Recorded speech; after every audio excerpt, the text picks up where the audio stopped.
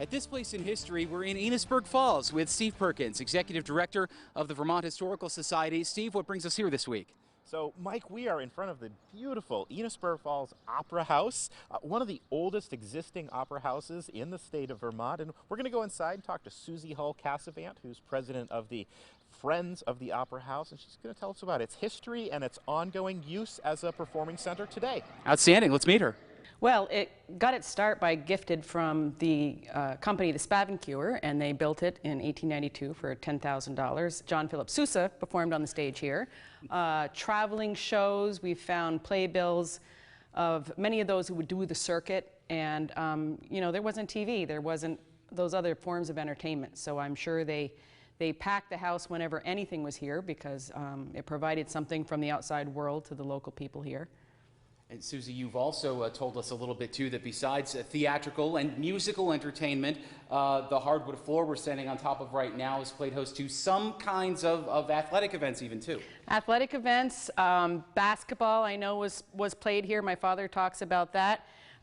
We in our more current times have even had wrestling. We just finished a children's theater camp, which is very well received. We had over 30 kids here. Big tower on the outside. Big circles in the tower. Yeah. Were there clocks there to begin with? From what research we can see, no. We can only presume that it was built with the anticipation of a clock at some point, but there is not a clock. I don't foresee a clock. The building itself, of course, is all wood, so that takes a lot of upkeep. Can you tell us a bit about the community organization that supports it and some of the work that you put into this building? In the 1990s, it was a full renovation. Since then, constantly there's maintenance. The beautiful stained glass windows right now have gone through a Bruin grant, and we're getting those all restored as needs to be done every now and then on a 130-year-old building. Painting is always an issue, and the Friends of the Opera House is a nonprofit that reside in the building and try to be a steward to the building, and our town select board oversees that operation. It was gifted to the town and village, so we have working agreements with them, and the general fund of the town helps do a lot of the maintenance that happens every year. So we're very fortunate.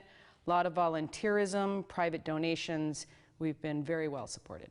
In case anyone, Susie, might want to learn more about the Opera House and its history beyond what they might see and hear here, how can they learn it?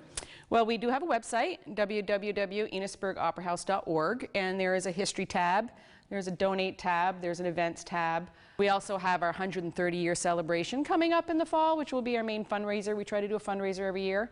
A Franklin County cultural and community gathering space at this place in history.